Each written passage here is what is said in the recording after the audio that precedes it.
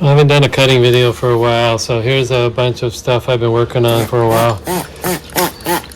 Started doing some slab preforms. Sorry, sphere preforms. This guy is a Paiute agate, and these dendrites are pretty prominent in the Paiute. Plus, it's got a little bit of lavender to it. These are all the trimmings. Got a decent slab with a lot of dendrites in it. It's thick enough I can do some cabochons, so that ought to be pretty cool. Down here is a piece of mosarkite, and I just slabbed it. Got some nice patterns to it.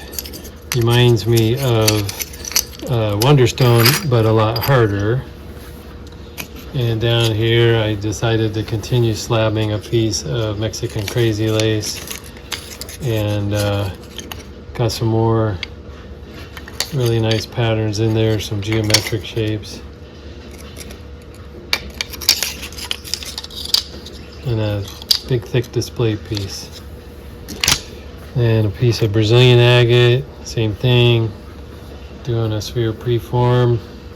Got a lot more cutting to do on it, obviously. A bunch of offcuts. Some will go in the slab bin. Most of this stuff will go in the tumbler. Unfortunately, I don't know the location of this agate, but it's got some decent patterns to it. Looks like there might be a little dendrite down there. I just took a couple pieces off, and then I can polish this as a little stand-up. Here's a little piece of plume. I don't know that I'd call it saginite. It's kind of an in-between.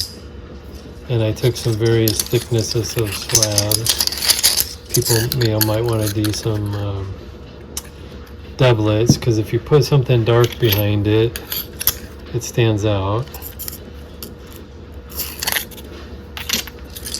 And then I got some thick enough slabs for cabochons that I desire, and then there's a little piece I'll probably polish to give away to the kids.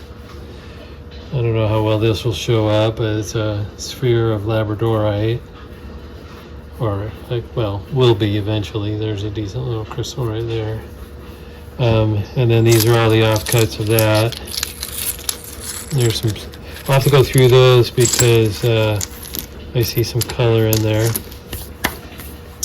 And then I'm working on a sphere of lavender quartz as opposed to rose quartz, because it's purple as opposed to pink. And all of the offcuts of that, those will all go in the tumbler. They're not dark enough to do anything really good with. There's a piece of the Panama carnelian. I cut some thick enough to do cabochons, and a couple thin. Actually, I was hoping for iris, and as usual, either I'm holding things at the wrong angle, or it's just not iris material. But it's possible. Again, same with the saginate stuff. If you put something dark behind it, it makes it show up a little better. So this potentially could be for doublets as well, and maybe even triplets. Did a bunch of slabs on variegated tiger eye. I was hoping for more blue than gold. Unfortunately, there's a little bit in the first piece, which is why I bought it, and then it immediately goes into a lot more gold.